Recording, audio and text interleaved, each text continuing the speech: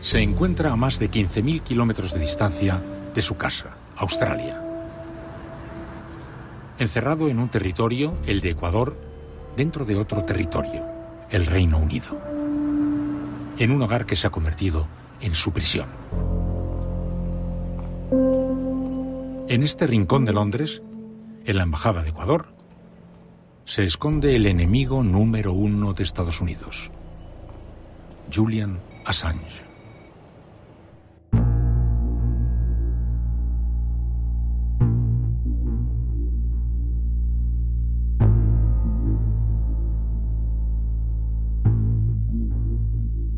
Dicen que la curiosidad es el aspecto emocional que engendra la exploración, la investigación y el aprendizaje.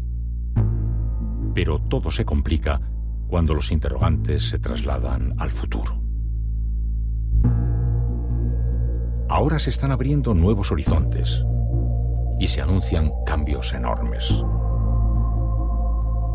Todos somos conscientes de que estamos diciendo adiós a un mundo y que otro se está fraguando a gran velocidad. Si pudiéramos desplazar un enviado especial a ese futuro, ¿con qué nos encontraríamos?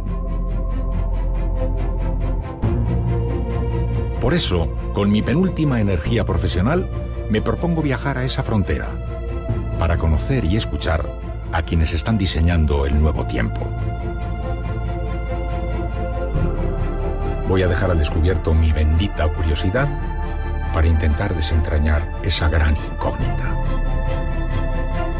¿Cómo será el mundo cuando ya no esté?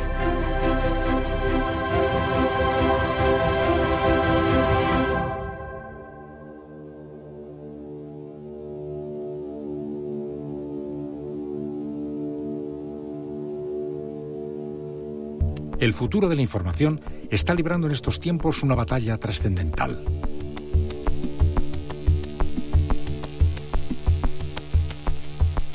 Internet se ha convertido en la sede del quinto poder,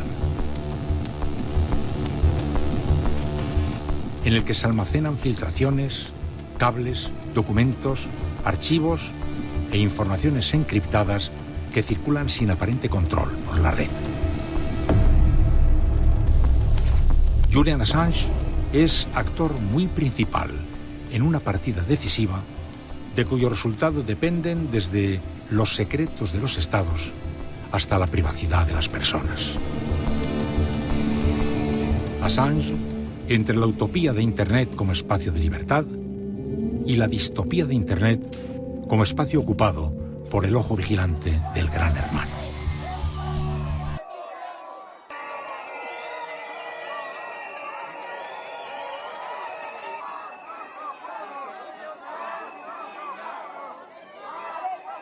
Vine a exigirle al presidente Lenín Moreno que anule la nacionalidad ecuatoriana a Julian Assange. Se cometieron muchas irregularidades, señores, se gastó mucho dinero. Es una persona que ha irrespetado en la embajada de Londres a toda la gente que trabaja ahí. Ha jugado fútbol dentro de la embajada, tiene un gato que se ensucia por todo lado, no ha tenido reglas. Una de las cosas por las que debió haber sido sacado de la embajada hace muchísimos años es la interferencia en asuntos políticos de otros países. Lo hizo con España, lo hizo con los Estados Unidos, lo hizo con nuestro país.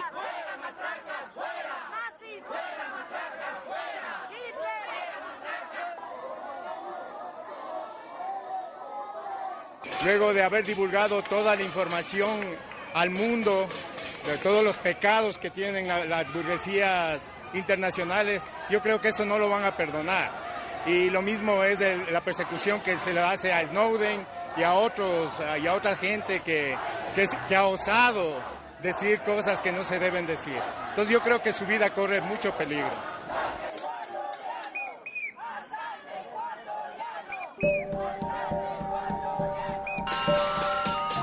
Julian is being punished for performing a public service that we have all benefited from.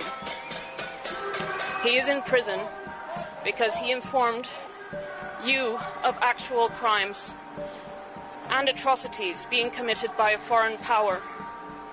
That foreign power has ripped away his freedom and has torn our family apart. That power wants to put him in incommunicado detention in the deepest, darkest hole of its prison system for the rest of his life.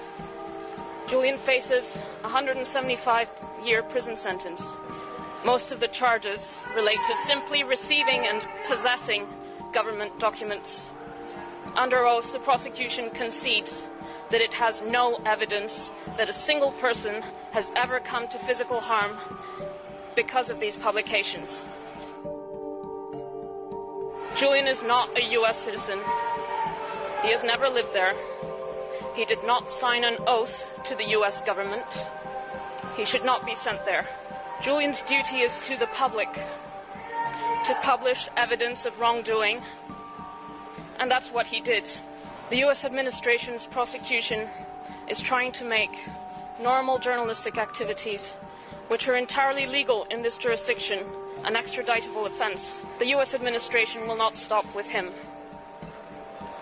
The U.S. says that it can put any journalists anywhere in the world on trial in the U.S. if it doesn't like what they are publishing. Julian is a publisher. Julian is also a son. He's a friend. He's my fiancé and a father. Our children need their father. Julian needs his freedom. And our democracy needs a free press. Thank you.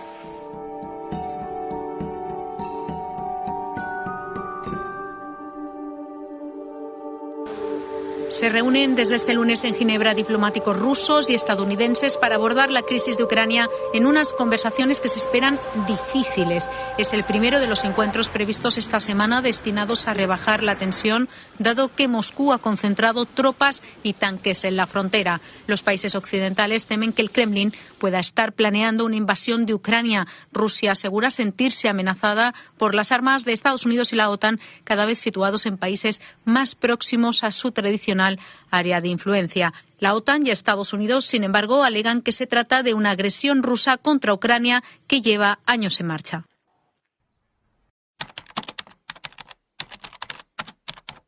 When I was a cadet, what's the cadet motto at West Point? You will not lie, cheat, or steal, or tolerate those who do. I was the CIA director. We lied, we cheated, we stole. It was like we had entire training courses.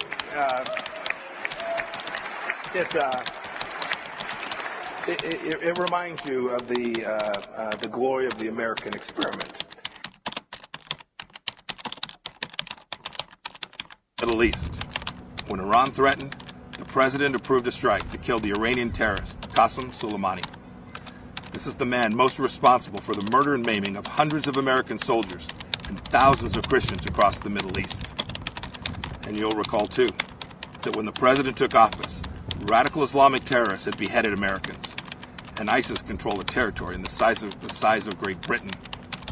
Today, because of the president's determination and leadership, the ISIS caliphate is wiped out. It's gone. Its evil leader, Abu Bakr al-Baghdadi, is dead.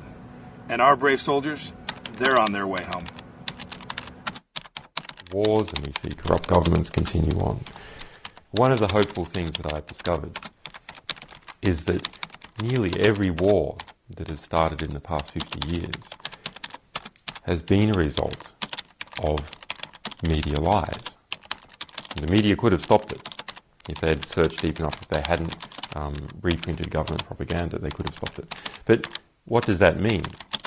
Well, that means basically populations don't like wars.